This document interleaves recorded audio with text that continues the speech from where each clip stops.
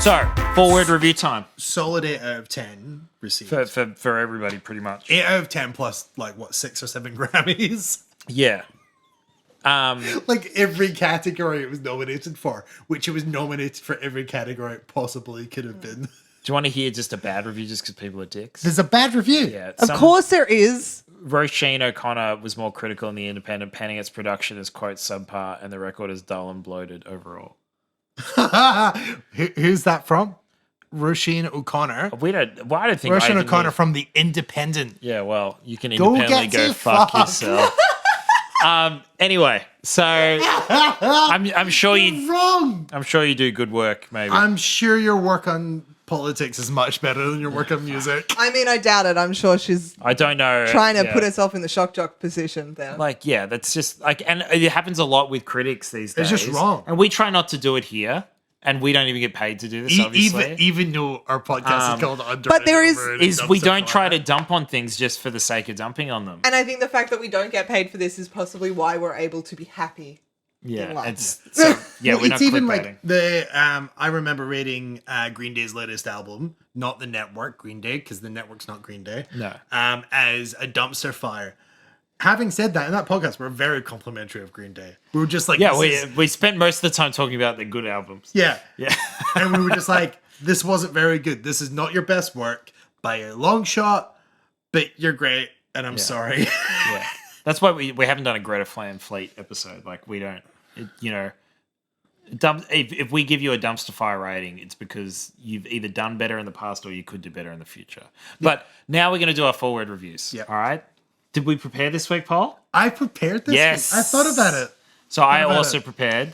So forward review, you give a review in 4 words. It's pretty straightforward. Come on, people, get on top of it. do it. So my my forward review is popularity doesn't prohibit greatness. Just because this album is popular, and Phineas talks about it in the thing, he was really worried, or Billy was quite worried, that because they would make something accessible and popular, that it would in some way taint their art.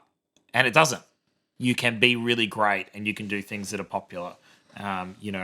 We talked about Led Zeppelin 4 in relation to Californication last week. There's a lot of really popular albums out there that are really great albums too. Yeah. And this is definitely one of them for me. Paul, Yeah. what's your forward review? Century's greatest album. That's 3 words. Duh. Jeez, I went into that one. Jeez. Oh, That Oh, we didn't even rehearse it. whoa. Yes. That's amazing. Century's greatest album, duh. Duh. Look, That's pretty self-explanatory, really. It is. And I did some research on this because I'm like, that's a big call to make. Yes. So I agree, and it might be out there. I think it's the best album of the decade. It probably runs really close with like To Pimp a Butterfly by Kendrick. But I've listened to this album and enjoyed it a lot more than Kendrick's, so Therefore, that it's probably better. helps me over. Of the Century is a little hard. We were talking about this on the text last Century's night. been going for 2 decades. And, Is there anything in the first decade that's better? In Rainbows by Radiohead. That's No. better than this? Yes. Look at In Rainbows again. It's not. I think it is. So Sam messaged me this. I didn't tell him that was my forward review, but I was like, I think this might be the best decade. Paul's like, we're going to start a fight though. Yeah. It's going to be. Anyway, so I've got this. So, because we all know that Rolling Stone is the definitive music authority. They're not. We are. Yeah. Don't at me. All right. So, 100 best albums of the 2000s. Okay. We're just going to do top 10 because that's all that really fucking matters. Kanye West, College Dropout. And so what are we going to do? Is it better or worse, right? Is it better or worse? So which is better? Kanye West, College Dropout, Worse. or yeah, Yeah, it's a good album, but it's worse. It's Yeah. Kanye West. Yeah. I don't care worse. which album. MIA, Kala, Worse. What? Bill, No. Bob Dylan, Modern Times, Worse. Bob Dylan's never done the best version of any song he's ever written. Marshall Mathers LP? the Marshall Mathers LP, Worse. Eminem. Who? Rolling Stone? Okay, Rolling Stone. We need to have a conversation. Yeah. Oh, you're pretentious. Go fuck off. Also, if you want to, It would have gone longer than that. It would have gone longer than that, but also No. that. Arcade Fire. We don't need to say anything else. My goodness. The White Stripes. Oh, I Elephant. like that album. a Okay, lot. Elephant. Look, that was an important album. This is better. This is better though. It is. Like, do think it's about better. the entire album. This one's better. The whole album is better than that whole album. do. Yeah, no, you're right. 8's better than that album. Jay-Z, The Blueprint. Right, get the fuck out of here with that shit. Number 3, Wilco, Yankee Hotel Foxtrot. Some people I haven't heard it, but really, people some really like people this. really like that album. really You've like not heard it, therefore it's not the best. Okay, it's sure. not better. Like if it was better, we would have heard it. I want to get a Strokes fan on for the next one to have an argument with about. The Because- Strokes. Is the Strokes are the most overrated band in the history of music? Oh and shit! Is this it? Is Oh, he is went Exhibit there. A? Okay, if you're a Strokes which fan, is funny let us 'cause know. Come Billy- on, we'll chat. Because Billie Eilish loved their latest album and has gone on record regularly talking about how great she thought it was, and it's the biggest disagreement I've had with Billie personally. Okay, I haven't so been able to text her about In it. other but- words, we need to bring on someone to talk about that Strokes album and a big old pot of tea. yeah.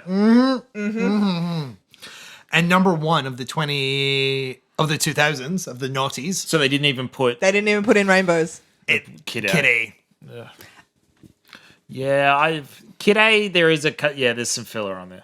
Yeah, cool. So Billie Eilish, best album since Billie was born. No, Um, it's in Rainbows, but all right, 2010s LCD Stereo System. This is the happening. Look, Pistol Annie's, Adele 21. great album.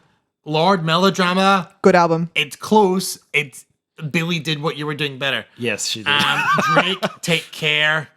David Bowie, Black Star. Oh, I doesn't love count. that album. I love Black it Star's so really Taylor good. Swift, Red. Compare the entire album. Kendrick Lamar to Pimp a Butterfly. Beyonce Lemonade. Kanye West. Look, Lemonade is My amazing. Beautiful, dark, twisted fantasy. And again, also Lemonade is amazing. It's comfortably top 3. Comfortably. So I Like you have to Yeah. think about it to knock it off number 1. yeah. yeah, that's true. So my top 3 of the last 20 years is, and I texted this to you last night, I haven't thought of a better one, is In Rainbows number 1, probably this Billie Eilish album, and then Untrue by Burial, which is the hipsterest of picks. I had to look it up. Wilco? But yeah, comment No? comment down below and let us know what your favorite album of the last 20 years is, and is it this one? Because it's polls, duh.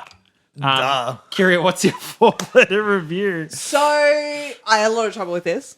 Yeah. Because I had 2 that I was tossing up between, and if I could throw the 4-word out, I would just say that my review is "You should see me in a crown." That's pretty good. But it is 6 words. So See me in a crown? no, it doesn't work. That's the problem. I couldn't find any confirmation that worked that way. But I have 2 different ones that I do find, work really well. Cool. And one of them is like a movie title, and it's Teen Retrospective, Black Champagne. And that's how I really view this album. That's the Rolling Stone article title. Yeah, that's the headline style. That's the headline. The more evocative one is We Are All This. Oh, yes. That's good too. Because it's really how everyone, I think everything about this album, the lyrics, the songwriting, the production of how intimate it is with a person, it is produced so it is in your head and you are immersed in it. Yeah. And no matter what, like I have very little connection to the song 8. It's a fine song. I think it's a good song. I'll skip it because the other songs are so can't wait to get to involved for me. Like, I feel incredibly involved in it, and nothing about the song. And as someone who has been a musician for longer than I've been most other things, A doctor. I started when I was 3, so I really do mean most other things. Before you're a doctor. Way before I was a doctor. It's something that none of the music stops me. Sometimes music does stop me from really enjoying stuff, which does annoy me. Because it's very pretentious. You is it that you unintentionally analyze and criticize Yeah, it. it does kick me out of it because I'm thinking about, well, that's not Yeah. that doesn't make much sense from a musical standpoint. Yeah. This should be this, or they could have done this instead. But Yeah. this, none of it kicks me out. I'll just wait It's for one of the conversion. reasons we didn't have Kyria on the episode last week about the Red Hot Chili Peppers. Yeah, speaking of annoying voices, Anthony Kiedis. But this album doesn't do that for you. It No. keeps you in. At no the- point does it kick me out. We are all this.